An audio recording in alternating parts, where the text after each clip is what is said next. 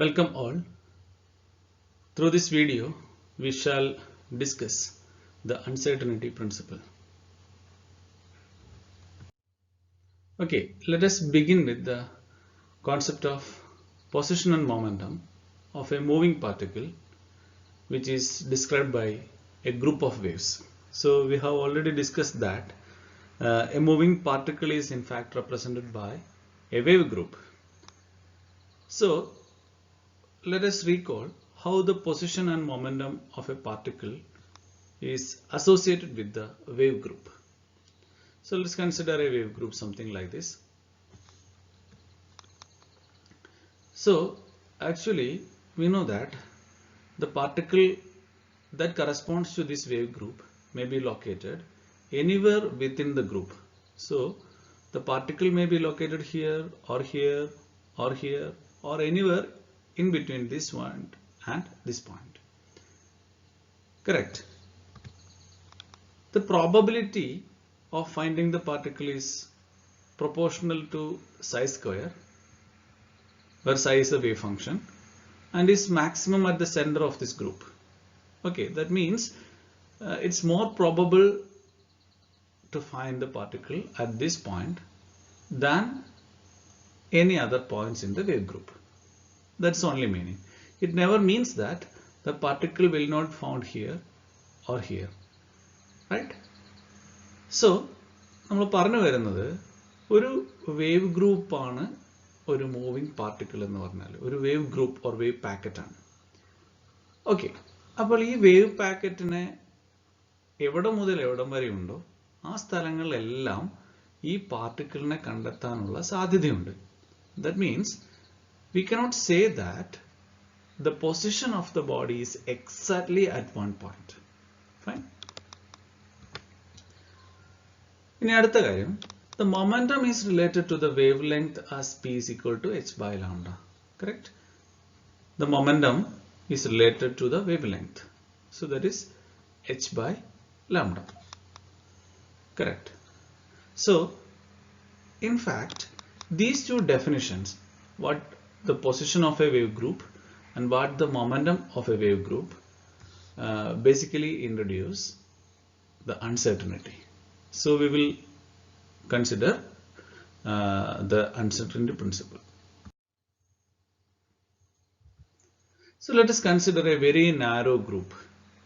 So obviously the particle is expected to be at this expected to be in between this point and this point. So this delta x is the uncertainty in position. So particle may be here or may be here, but that wave group is narrow. That means the particle's position is more clearly known. ഇവിടെ എവിടെയെങ്കിലും ആയിരിക്കും particle. മുമ്പത്തെ കേസിൽ നമ്മളുടെ wave group കുറച്ച് spread ആയിരുന്നു, and as a result പാർട്ടിക്കിളിന്റെ പൊസിഷനും സ്പ്രെഡ് ചെയ്തിട്ട് അതിനുള്ളിൽ എവിടെയോ ആയിരുന്നു. പക്ഷെ ഇവിടെ നാരോ ആണ് wave group. So we know the position more precisely. So narrower its wave group, the more precisely a particle's position can be specified. But the problem is this: what will be the wavelength? The narrower the packet, the wavelength of the waves in a narrow packet is not well defined. Okay, this is not well defined. Karanam, there are not enough waves to measure the wavelength accurately. ഇപ്പോൾ wavelength എന്താണെന്ന് കാണാനായിട്ട് measure ചെയ്യാനായിട്ട് sufficient number of വേവുകളില്ല. So that means there is an inherent uncertainty in lambda. അപ്പോൾ നിങ്ങൾ wave ഗ്രൂപ്പിനെ narrow ആക്കും തോറും പൊസിഷനിലെ അൺസർട്ടനിറ്റി, ഒരു അവ്യക്തത കുറഞ്ഞു കുറഞ്ഞു കുറഞ്ഞു വരും. ആ സമയം വേവ് ലെങ്ത്തിലുള്ള അവ്യക്തത കൂടിക്കൂടി വരും. കറക്റ്റ്? അങ്ങനെ വരുമ്പോൾ മൊമെൻറ്റത്തിലും ഒരു അൺസർട്ടനിറ്റി ഉണ്ടാവും. എന്താണ് മൊമെൻറ്റം എന്ന് നമുക്ക് ഇത്തരം ഒരു വേവ് ഗ്രൂപ്പിൻ്റെ കാര്യത്തിൽ പറയാൻ പറ്റില്ല. അപ്പോൾ വേവ് ഗ്രൂപ്പ് നാരോ ആയിക്കഴിഞ്ഞാൽ പൊസിഷൻ ഏറെക്കുറെ കൃത്യതയോടുകൂടി പറയാൻ കഴിയും, എന്നാൽ വേവ് ലെങ്തിനെ കൃത്യതയോടുകൂടി പറയാൻ സാധിക്കില്ല. Now let us consider a broader wave group. അപ്പോൾ ഇവിടെ മുതൽ ഇവിടം വരെ വേവ് ഗ്രൂപ്പ് സ്പ്രെഡ് ചെയ്തിട്ടുണ്ട്. അതിനർത്ഥം പാർട്ടിക്കിളിനെ ഈ പോയിന്റ് മുതൽ ഈ പോയിന്റ് വരെയുള്ള എല്ലാ സ്ഥലങ്ങളിലും കാണാനുള്ള ഒരു നോൺ സീറോ പ്രോബബിലിറ്റി ഉണ്ട്. അതുകൊണ്ട് തന്നെ ഇതിൻ്റെ പൊസിഷൻ കൃത്യതയോടുകൂടി നമുക്ക് പറയാൻ കഴിയില്ല. പറയാൻ കഴിയില്ല എന്നല്ല, അതിന് കൃത്യമായ ഒരു പൊസിഷൻ ഇല്ല. അതാണ്. ഇവിടെയും ആവാം, ഇവിടെയും ആവാം, ഇവിടെ എല്ലാം പാർട്ടിക്കിൾ ആവാം. അപ്പോൾ പാർട്ടിക്കിൾ ഈ പൊസിഷൻ മുതൽ ഇവിടെ വരെ സ്പ്രെഡ് ചെയ്ത് നിൽക്കുന്നതായതുകൊണ്ട് there is an uncertainty in the position. Okay, but let us consider the wavelength. There are sufficient number of waves to read the wavelength more clearly. എന്ന് വെച്ചാൽ നമുക്കിവിടെ വേവ് ലെങ്ത് കുറെ കൂടി വ്യക്തമാണ്. കറക്റ്റ്. അപ്പോൾ വേവ് ലെങ്ത് കുറച്ചുകൂടി വ്യക്തമാണ് എന്ന് പറഞ്ഞാൽ മൊമെന്റവും കുറെ കൂടി വ്യക്തമായി നമുക്ക് അറിയാമെന്നാണ്. So the momentum that corresponds to this wavelength is therefore a precise quantity. So width of the group is now too great for us to be able to say exactly where the particle is at a given time. ഒരു സമയത്ത് ഈ particle എവിടെയാണെന്ന് പറയുക സാധ്യമല്ല, എന്നാൽ അതിൻ്റെ wave length and hence momentum എന്താണെന്ന് നമുക്ക് കൃത്യതയോടുകൂടി പറയാനും കഴിയും.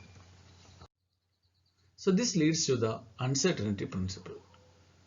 So the principle, as you all know, states that it is impossible to know both the exact position and the exact momentum of an object at the same time. അപ്പോൾ ഒരേ സമയത്ത് ഒരു ബോഡിക്ക് exact പൊസിഷനും exact മൊമെന്റവും സാധ്യമല്ല. It is impossible to know both. അറിയുക എന്ന് പറയുമ്പോൾ മിസ്ലീഡ് ചെയ്യരുത്. നമ്മളുടെ എന്തെങ്കിലും ലിമിറ്റേഷൻ ആണ്, നമുക്ക് അറിയാൻ പറ്റാത്തതുകൊണ്ടാണ്, നമുക്ക് മെഷർ ചെയ്യാൻ പറ്റാത്തതുകൊണ്ടാണ് എന്ന് കരുതരുത്. അങ്ങനെ കൃത്യമായ ഒരു പൊസിഷൻ ഇല്ലാത്തത് കൊണ്ടാണ് നമുക്ക് പൊസിഷനിൽ ഒരു അൺസർട്ടനിറ്റി ഉണ്ടാവുന്നത്. അതേപോലെ വളരെ കൃത്യമായ ഒരു വേവ് ലെങ്ത് ഇല്ലാത്തത് കൊണ്ടാണ് വേവ് ലെങ്ത്തിൽ അഥവാ മൊമെന്റത്തിൽ ഒരു അൺസർട്ടനിറ്റി ഉണ്ടാവുന്നത്. അപ്പോൾ നിങ്ങൾക്ക് പൊസിഷൻ കൃത്യമായി അറിയണമെങ്കിൽ നമ്മളുടെ വേവ് ഗ്രൂപ്പ് നാരോ ആവണം. That means wavelength നമുക്ക് അറിയാൻ പറ്റാതാവും. There is a large uncertainty in the wavelength and therefore you cannot expect a precise wavelength. ഇതേപോലെ വൈഡർ വേവ് ഗ്രൂപ്പ് ആവുമ്പോൾ വേവ് ലെങ്ത് കൃത്യമായിട്ട് അറിയാം, അതായത് മൊമെന്റ് നമുക്ക് കൃത്യമായിട്ട് ഉണ്ട്, എന്നാൽ പൊസിഷൻ വെൽ ഡിഫൈൻഡ് അല്ല. Okay, this principle was discovered by Heisenberg in 1927. So let us understand the uncertainty principle from a mathematical point of view. അപ്പോൾ ഇതുവരെ നമ്മൾ പറഞ്ഞുകൊണ്ടിരുന്നത് ഒരു വേവ് ഗ്രൂപ്പ് ആണ് ഒരു മൂവിംഗ് പാർട്ടിക്കിളിനെ റെപ്രസെന്റ് ചെയ്യുന്നത്. അപ്പോൾ ഈ വേവ് ഗ്രൂപ്പ് നാരോ ആണെങ്കിൽ എന്താണ്, വൈഡ് ആണെങ്കിൽ എന്താണ് എന്നുള്ള കാര്യങ്ങളാണ്. Now let us understand the uncertainty principle in a better way. നമുക്കറിയാം superposition of two wave trains, two waves slightly different in angular frequency and wave number yields a series of wave group. അപ്പോൾ നിങ്ങൾ ഈ ഒരു സമയത്ത് നമ്മൾ wave group velocity എന്ന് പറയുന്ന ഒരു കോൺസെപ്റ്റ് പഠിപ്പിക്കാനായിട്ട് നമ്മളൊരു വീഡിയോ ചെയ്തിട്ടുണ്ട്. ആ വീഡിയോയിൽ നിങ്ങൾക്ക് നോക്കിയാൽ കാണാൻ പറ്റും, രണ്ട് വേവുകളെയാണ് നമ്മൾ സൂപ്പർ ഇമ്പോസ് ചെയ്തത്. അവിടെ ഒമേഗയും അതുപോലെ കെയും സ്ലൈറ്റ്ലി ഡിഫറെൻ്റ് ആയിട്ടുള്ള രണ്ട് വേവുകളെയാണ് നമ്മൾ അവിടെ സൂപ്പർ ഇമ്പോസ് ചെയ്തത്. അപ്പോൾ അവിടെ നമുക്ക് കിട്ടിയ വേവ് റിസൾട്ടന്റ് എന്ന് പറയുന്നത് ഒരു വേവ് പാക്കറ്റുകളുടെ വേവ് ഗ്രൂപ്പുകളുടെ ഒരു സീരീസ് ആയിരുന്നു. ഓക്കെ, ഒരു മൂവിംഗ് പാർട്ടിക്കിളിന് അങ്ങനെ ആവാൻ കഴിയില്ല, ഒരു വേവ് ഗ്രൂപ്പുകളുടെ സീരീസ് ആവാൻ പറ്റില്ല, പിന്നെയോ ഒരു സിംഗിൾ വേവ് ഗ്രൂപ്പ് ആവാനേ സാധിക്കൂ.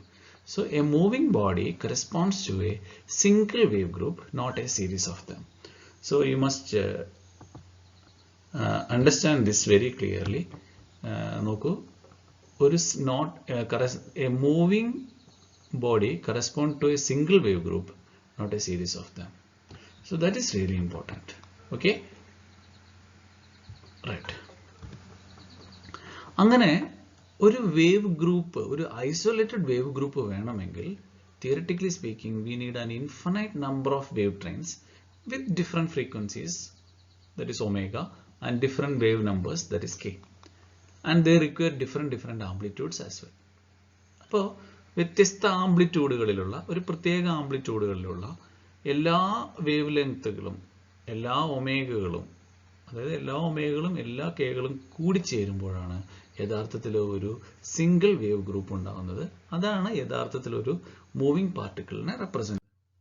Okay, so let us consider the mathematical description of an isolated wave group. So let psi of x be the wave function. So then that can be represented by the integral psi of x equal to 0 to infinity g of k cos kx dk. എന്ന് വെച്ചാൽ k എല്ലാ kകളുമുള്ള 0 മുതൽ infinity വരെ k values ഉള്ള ഒരു g of k എന്ന് പറയുന്ന ഒരു function into cos k x. അപ്പോൾ കോസ് കെ എക്സ് നമുക്ക് പരിചയമുണ്ട്, ഇതൊരു കൊസൈൻ ടേം ആണ്, ഒരു ഓസിലേറ്റിംഗ് ടേം ആണ്, അല്ലെങ്കിൽ സിംപ്ലി ഒരു ഡിസ്റ്റർബൻസ് ആണ്. അപ്പോൾ എല്ലാ കെ വാല്യൂസും 0 മുതൽ ഇൻഫിനിറ്റി വരെയുള്ള എല്ലാ കെ വാല്യൂസും ഉള്ള കൊസൈൻ കമ്പോണൻറ്റുകൾ, അതിൻ്റെ ആംപ്ലിറ്റ്യൂഡാണ് ജി ഓഫ് കെ എന്ന് പറയുന്ന സാധനം. അപ്പോൾ ഓരോ പെർട്ടിക്കുലർ കേക്കും കറസ്പോണ്ടിങ് ആയിട്ട് ഒരു പെർട്ടിക്കുലർ ആംപ്ലിറ്റ്യൂഡ് ഉണ്ടാവും. അപ്പോൾ ഈ ആംപ്ലിറ്റ്യൂഡുകളിലുള്ള വേവുകളുടെ കൊസൈൻ കമ്പോണന്റുകളെല്ലാം കൂടി സമപ്പ് ചെയ്യുമ്പോഴാണ് നമുക്ക് എന്ത് കിട്ടുന്നത്, ഈ വേവ് ഗ്രൂപ്പ് കിട്ടുന്നത്. So this is the mathematical expression for the wave function of such an isolated particle, അല്ലെങ്കിൽ ഒരു ഐസൊലേറ്റഡ് വേവ് ഗ്രൂപ്പിന്റെ ഇക്വേഷനാണിത്. ഈ ഇന്റഗ്രലിനെ നമ്മൾ ഫുറിയർ ഇന്റഗ്രൽ എന്നാണ് പറയുന്നത്. നിങ്ങൾക്ക് പരിചയമുള്ള കാര്യമാണിത്. ഈ ജി ഓഫ് കെ എന്ന് പറയുന്നത് എന്തായിരിക്കണം ഓരോ കെകളുടെയും കറസ്പോണ്ടിങ് ആംപ്ലിറ്റ്യൂഡ്. ഒരു പെർട്ടിക്കുലർ കെക്ക് എന്തായിരിക്കണം amplitude. So amplitude as a function of k ആണ് basically g of k. So this function g of k describes how the amplitudes of the wave that contribute to psi of x vary with wave number k, and we call this function as the Fourier transform of x, and it specifies the wave group just as completely as psi of x. ഇതൊന്ന് ശ്രദ്ധിക്കണേ. അതായത് psi of x നമുക്കറിയാം ഒരു wave ഫംഗ്ഷനെ ഒരു wave ഗ്രൂപ്പിനെ, ഒരു moving പാർട്ടിക്കിളിന് corresponding ആയിട്ടുള്ള വേവിനെയാണ് വേവ് ഗ്രൂപ്പ് എന്ന് വിളിക്കുന്നത്. അപ്പോൾ ഈ വേവ് ഗ്രൂപ്പിനെ psi of x കൃത്യമായി റെപ്രസെന്റ് ചെയ്യുന്നുണ്ട്. അപ്പോൾ ഈ psi of x എന്താണെന്ന് നമുക്കറിയാമെങ്കിൽ g of k കണ്ടുപിടിക്കാം. g of k എന്താണെന്ന് അറിഞ്ഞാൽ നിങ്ങൾക്ക് psi of x കാണാൻ പറ്റും. എന്ന് വെച്ചാൽ psi of x ഉം g of k യും ഒരേ കാര്യമാണ് റെപ്രസെന്റ് ചെയ്യുന്നത്. അതാണ് ഈ പറയുന്നത്. This function is called Fourier transform of x and it specifies the wave group. അപ്പോൾ ഇത് വേവ് ഗ്രൂപ്പിനെ കൃത്യമായി സ്പെസിഫൈ ചെയ്യുന്നുണ്ട് as completely as psi of x does. psi of x എങ്ങനെ ഒരു വേവ് ഫംഗ്ഷനെ റെപ്രസെന്റ് ചെയ്യും, വേവ് ഗ്രൂപ്പിനെ റെപ്രസെന്റ് ചെയ്യുന്നു, അതേപോലെ g of k യും വേവ് ഗ്രൂപ്പിനെ റെപ്രസെന്റ് ചെയ്യുന്നു എന്നാണ് പറയുന്നത്. So you need not worry much about this equation. അപ്പോൾ ഈ ഇക്വേഷൻ നിങ്ങൾ കോൺസെപ്റ്റ് വൈസ് മനസ്സിലാക്കേണ്ട കാര്യം, എല്ലാ കെകളും 0 മുതൽ ഇൻഫിനിറ്റി വരെയുള്ള എല്ലാ കെകളും, ദാറ്റ് മീൻസ് ഓൾ വേവ് ലെങ്ത്തുകളുടെ ഒരു സൂപ്പർ പൊസിഷൻ. എങ്ങനെ സൂപ്പർ പൊസിഷൻ? ഓരോ കെക്കും കറസ്പോണ്ടിങ് ആയിട്ടുള്ള ആംപ്ലിറ്റ്യൂഡ്സ് ഡിഫറെൻ്റ് ആണ്. G of k's are different for different k. അപ്പോൾ അങ്ങനെ ഒരു പ്രത്യേക രീതിയിൽ കൂടി ചേരുമ്പോഴാണ് ഒരു വേവ് ഗ്രൂപ്പ് ഉണ്ടാവുന്നത്. Correct? So let us consider some wave functions and the Fourier transform. Fourier transform എന്ന് പറഞ്ഞാൽ എന്താണ്? ഈ g of k ന്റെ representation ആണ്. അപ്പോൾ let us consider the wave function. First we will consider a pulse. ഇതൊരു പൾസാണ്, കണ്ടോ? വളരെ നാരോ ആയിട്ടുള്ള ഒരു സാധനമാണ്. ബട്ട് ഇങ്ങനെ ഒരു നാരോ ഗ്രൂപ്പ് ചേരണമെങ്കിൽ g of k ഇങ്ങനെ ആയിരിക്കണം. എന്ന് വെച്ചാൽ for almost all values of k, g of k is defined. എന്ന് വെച്ചാൽ കുറേ വേവ് ലെങ്ത്തുകൾ കൂടി ചേർന്നാൽ, ഒരുപാട് വേവ് ലെങ്ത്തുകൾ കൂടി ചേർന്നാൽ ഒരു നാരോ ഗ്രൂപ്പ് കിട്ടുള്ളൂ എന്നർത്ഥം. അല്ലെങ്കിൽ അത്തരത്തിലുള്ള ഒരു നാരോ വേവ് ഗ്രൂപ്പിൽ ഓൾ കേസ് ആർ പ്രസന്റ്. മനസ്സിലായോ? എല്ലാ വേവ് ലെങ്ത്തുകളും k = 0 മുതൽ ഇൻഫിനിറ്റി വരെയുള്ള എല്ലാ വേവുകളും പ്രസന്റ് ആണ്. ഇനി നിങ്ങൾക്കൊരു ഫൈനൈറ്റ് ഡ്യൂറേഷനുള്ള ഒരു പൾസ് കാണാം. അതാണ് രണ്ടാമത്തെ ഒരു വേവ് ഗ്രൂപ്പ്. അവിടെ ഒരു വേവ് ഗ്രൂപ്പ് ആകുമ്പോൾ കെന്റെ വാല്യൂ ഭയങ്കര നാരോ ആണ്. ഒരു ഇത്ര സ്ഥലത്തെ കെ ഡിഫൈൻഡ് ആയിട്ടുള്ളൂ. നോട്ട് ഇവിടെ പോലെ എൻ്റെ സ്പെക്ട്രം ഇല്ല. ഒരു ചെറിയ സ്ഥലത്ത് മാത്രമേ കെ നോൺ സീറോ ആയിട്ടുള്ളൂ. ഇനി ഇവിടെ നോക്കൂ, ഇതൊരു വേവ് ട്രെയിനാണ്, ഒരു സിംഗിൾ വേവ് ട്രെയിനാണ്. അപ്പോൾ എന്തായിരിക്കും? ഒബ്വിയസ്ലി ഒരു കെ ഉണ്ടാവുള്ളൂ. ഓക്കെ. ഇനി ഒരു ബെൽ ഷേപ്ഡ് ആണ് നമ്മളുടെ psi of x എന്ന് കരുതൂ. അങ്ങനെയാണെങ്കിൽ ആ ഡിസ്ട്രിബ്യൂഷൻ്റെ ഇതിനാണ് നമ്മൾ ഗോഷ്യൻ ഡിസ്ട്രിബ്യൂഷൻ എന്ന് വിളിക്കുന്നത്. അങ്ങനെയാണെങ്കിൽ അതിൻ്റെ കെയുടെ ഡിസ്ട്രിബ്യൂഷനും അങ്ങനെയാണ്. ജി ഓഫ് കെ നോക്കൂ, only for the bell shaped regions of this ഈ റീജിയനിൽ മാത്രമേ കേകളുള്ളൂ. അപ്പോൾ ഇവിടെ പറയുന്നതിൻ്റെ ഒരു ബേസിക് എസൻസ് ഇതാണ്. ഒരു പൾസ് ഉണ്ടാവണമെങ്കിൽ ഒരുപാട് വേവ് ലെങ്ത്തുകളുടെ സൂപ്പർ പൊസിഷൻ വേണം. കറക്റ്റ്. അപ്പോൾ ഇനി ഒരു സാധാരണ വേവ് ഗ്രൂപ്പ് ആണെങ്കിൽ അങ്ങനെ ഒരുപാട് വേണ്ട. നോക്കൂ, കണ്ടോ, ഇവിടെ മുതൽ ഇവിടം വരെയുള്ള GFK 0 ആണെന്ന് പറഞ്ഞാൽ അത്തരം കേകൾ അവിടെ ആഡ് ചെയ്യപ്പെടുന്നില്ല. ആംപ്ലിറ്റ്യൂഡ് 0 എന്ന് പറഞ്ഞാൽ 0 × cos kx, ദാറ്റ് മീൻസ് 0 ആയിപ്പോയി. അപ്പോൾ ഇവിടെ ഒന്നും കോൺട്രിബ്യൂഷൻ ഇല്ല. അപ്പോൾ ഒരു നാരോ കെ മാത്രമേ ഇവിടെ കോൺട്രിബ്യൂട്ട് ചെയ്യുന്നുള്ളൂ. ഇതൊരു വേവ് ആണെങ്കിൽ ഇറ്റ്സ് വെരി നാരോ. ഒരു ഗോഷ്യൻ ഷേപ്പാണ് വേവ് ഫംഗ്ഷൻ എങ്കിൽ നമ്മളുടെ കെയിൻ്റെ സ്പ്രെഡും ഗോഷ്യൻ ഷേപ്പാണ്, ഒരു നാരോ ആയിരിക്കും. Fine. So a brief disturbance ഇതുപോലുള്ള needs a broader range of frequencies to describe it than the disturbance of a greater. ഇത് നോക്ക്, ഗ്രേറ്റർ ഡ്യൂറേഷൻ ഉള്ള സാധനമാണെങ്കിൽ നിങ്ങൾക്ക് എന്ത് ചെയ്താൽ മതി, ഒരു നാരോ കെ ഡിസ്ട്രിബ്യൂഷൻ മതി. One important point to be considered is this: Fourier transform of a Gaussian function is also Gaussian function. നമ്മൾ അടുത്ത സ്ലൈഡിൽ പോകുന്നതിന് മുമ്പ് നോക്കാം. ഇതൊരു വേവ് ഫംഗ്ഷൻ ആകുമ്പോൾ പൊസിഷനിലെ അൺസർട്ടനിറ്റി ഭയങ്കര കുറവാണ്. പക്ഷെ എന്ത് ചെയ്തു, കെ ഓർ മൊമെന്റത്തിലെ കെ എന്ന് പറഞ്ഞാൽ 2π/λ ആണ്. അപ്പോൾ 2π/λ എന്ന് പറയുമ്പോഴേക്കും ലാംഡയിൽ അൺസർട്ടനിറ്റി ആണ്, എന്ന് വെച്ചാൽ മൊമെന്റത്തിലെ അൺസർട്ടനിറ്റി ആണ്. അപ്പോൾ നോക്കൂ, there is A large spread for the momentum. ഇവിടെ നോക്കൂ, ഡെൽറ്റ എക്സ് കുറച്ച് ചെറുതായി, ഇതിനേക്കാൾ വലുതായി. അപ്പോൾ എന്ത് ചെയ്തു, ഡെൽറ്റ കെ കുറഞ്ഞു. അപ്പോൾ ഡെൽറ്റ എക്സ് കൂടുന്തോറും അൺസർട്ടനിറ്റി ഇൻ പൊസിഷൻ കൂടുന്തോറും നോക്കൂ, ഇതിനേക്കാൾ കൂടുതലാണ് ഇവിടെ. അപ്പോൾ എന്താ സംഭവിച്ചേ, കെയുടെ അൺസർട്ടനിറ്റി അഥവാ മൊമെന്റത്തിന്റെ അൺസർട്ടനിറ്റി കുറഞ്ഞു. ഇവിടെ എത്തിയപ്പോഴേക്കും പൊസിഷന്റെ അൺസർട്ടനിറ്റി ഇൻഫിനിറ്റി ആയിപ്പോയി അല്ലേ. പൊസിഷനിലെ അൺസർട്ടനിറ്റി ഇൻഫിനിറ്റി ആയിപ്പോയി. ഇവിടെ എവിടെ വേണമെങ്കിലും ഈക്വലി കണ്ടുപിടിക്കാം. അപ്പോൾ എന്ത് ചെയ്തു, മൊമെന്റത്തിന്റെ അൺസർട്ടനിറ്റി അത്രയും മിനിമമായി. അപ്പോൾ ആസ് ഡെൽറ്റ എക്സ് ഇൻക്രീസസ്, ഈ എക്സാമ്പിൾ ഡെൽറ്റ എക്സ് കൂടി കൂടി വരുമ്പോൾ delta K and hence delta P കുറഞ്ഞു കുറഞ്ഞു കുറഞ്ഞു വരുന്നു. അപ്പോൾ ഇതിൻ്റെ ഒരു മിനിമം എപ്പോഴായിരിക്കും എന്ന് വെച്ചാൽ ഈ കേസിലായിരിക്കും. ഇതും മിനിമമാണ്, ഇതും മിനിമമാണ്. ഇതിന്റെ പ്രോഡക്റ്റ് ഈ സമയത്തായിരിക്കും minimum. So we will see that in detail. ഇവിടെ എന്തായിരിക്കും സംഭവിക്കുന്നത്, ഇവിടെ ഇത് ഇൻഫിനിറ്റി ആണ് അല്ലെ, ഡെൽറ്റ കെ ഇൻഫിനിറ്റി ആണ്. So the product will be very large. ഇതും അങ്ങനെയാണ്, ഇവിടെയും അങ്ങനെ തന്നെയാണ്. ഈ പ്രോഡക്റ്റ് വലുതായിരിക്കും. So let us consider that fact again. The relationship between the distance x and the wave number spread k depends upon the shape of the wave group and upon how delta x and delta k are defined. അപ്പോൾ ഇതിൽ ഷേപ്പിന് മാറുമെന്നുള്ളത് നമ്മൾ കണ്ടു. പിന്നെ എന്താണ് uncertainty in position, എന്താണ് uncertainty in momentum എന്നുള്ളത് എങ്ങനെയാണ് നമ്മൾ ഡിഫൈൻ ചെയ്യുന്നതിനനുസരിച്ചും ഇത് മാറാം. Okay, the minimum value of the product delta x into delta k occurs when the envelope of this group has bell shaped or Gaussian function. ഈ കേസിലായിരിക്കും ഈ product minimum. നമ്മൾ മുമ്പ് അത് പറഞ്ഞു വെച്ചിട്ടുണ്ട്. So in this case the Fourier transforms happens to be Gaussian function. അപ്പോൾ ഈ കേസിൽ വേവ് ഫംഗ്ഷനും അതിൻ്റെ ഫുറിയർ ട്രാൻസ്ഫോമും സെയിം ആയിരിക്കും. And mathematically one can show that if delta x and delta k are taken as the standard deviation. ഇവിടെ അതാണ് നമ്മൾ ആദ്യം പറഞ്ഞ പോയിന്റ്. നമ്മൾ ഡെൽറ്റ എക്സും ഡെൽറ്റ കെയും എങ്ങനെ ഡിഫൈൻ ചെയ്യുന്നു എന്നുള്ളത് ഒരു പാരാമീറ്റർ ആണ്.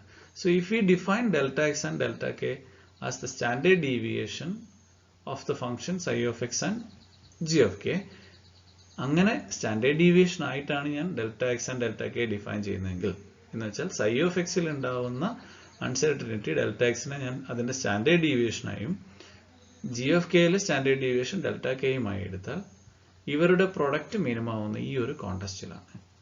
ആ കേസിൽ അത് ഹാഫ് ആയിരിക്കും, പ്രൊഡക്റ്റ് ഈസ് ഹാഫ്. അപ്പോൾ ഇത് ഹാഫ് ആണെന്ന് പറഞ്ഞാൽ മതി, നമുക്കത് മാത്തമാറ്റിക്കലി പ്രൂവ് ചെയ്യേണ്ടതില്ല സിലബസിൽ. So because wave groups in general do not have Gaussian forms. അപ്പോൾ സാധാരണ കേസിൽ നമുക്ക് ഇങ്ങനെ ഒരു വേവ് ഫംഗ്ഷൻ എക്സ്പെക്ട് ചെയ്യാൻ പറ്റില്ല. അതുകൊണ്ട് ഇവരുടെ പ്രൊഡക്റ്റ് എപ്പോഴും ഹാഫ് ആയിരിക്കില്ല, will be more than that. So you can write delta x into delta K will be more than. So we have lambda is equal to h by p and also k is equal to 2π/λ. Therefore I can write k is equal to, this k is equal to 2π divided by, I am going to substitute lambda. What is lambda? H by p. So instead of lambda, I am writing h. Then p goes to numerator, giving 2 pi p by h, and therefore delta k is equal to 2 pi h constant ആയതുകൊണ്ട് പിന്നെ ഒരു change in k എന്ന് പറഞ്ഞാൽ എന്താണ്? That is related to change in momentum only. So delta k is equal to 2 pi by h into delta p. And we have this result, delta x into delta k is greater than or equal to half. Now we are going to substitute for delta k. ഈ value substitute ചെയ്യുന്നു.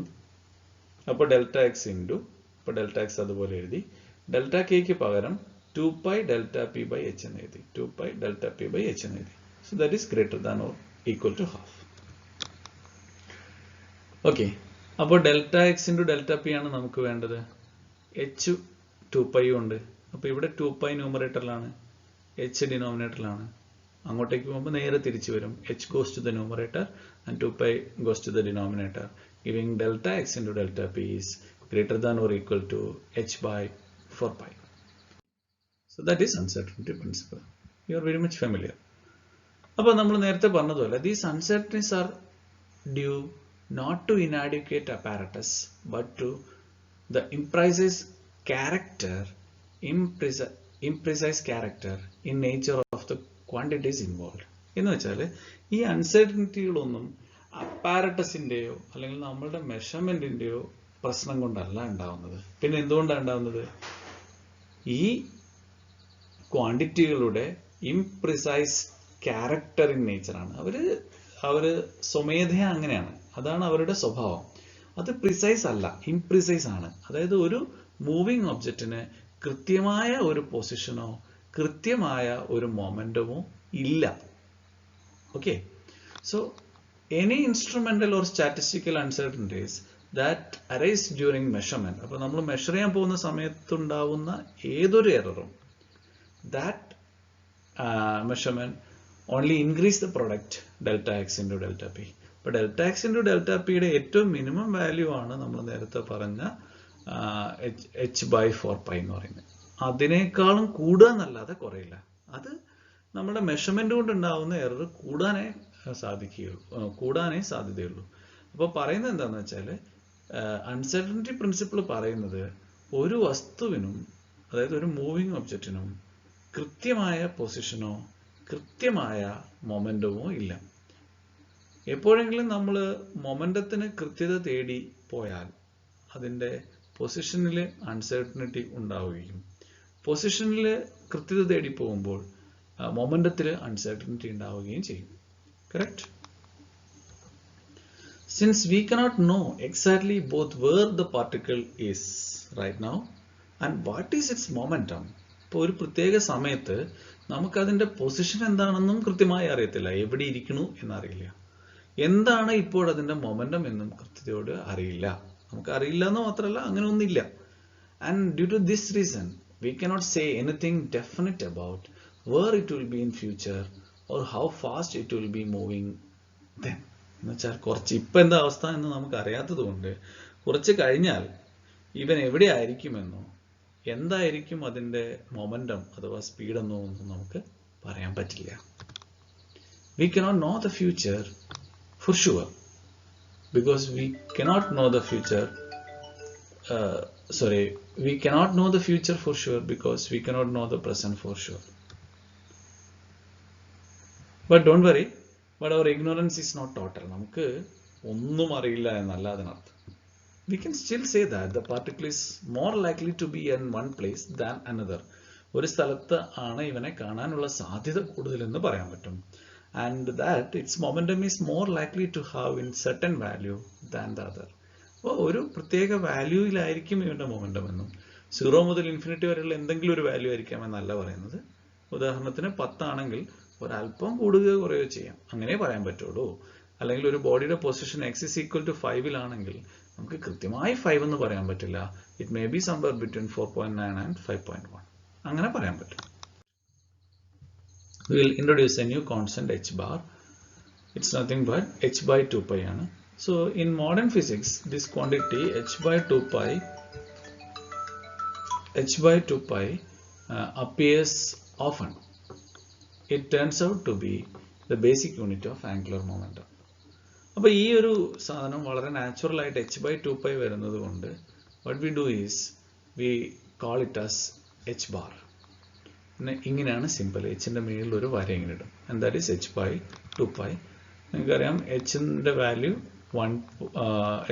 h ബാറിൻ്റെ value 1.054 into 10⁻⁻34 ആണ്.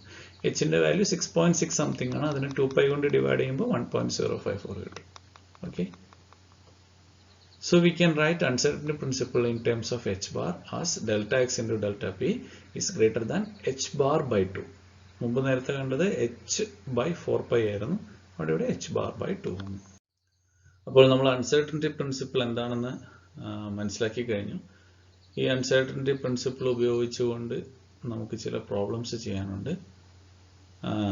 അപ്പോൾ അതും uncertainty പ്രിൻസിപ്പിളിനെ നമുക്ക് മറ്റ് ചില point of വ്യൂവിൽ നിന്ന് നോക്കി കാണാൻ പറ്റും. അപ്പോൾ അൺസർട്ടനിറ്റി പ്രിൻസിപ്പിൾ 2 എന്ന രീതിയിലാണ് നമ്മളെ അത് നമ്മളുടെ സിലബസിൽ ഇൻക്ലൂഡ് ചെയ്തിരിക്കുന്നത്. So in the next video we will discuss the uncertainty principle, its application, etc. Thank you.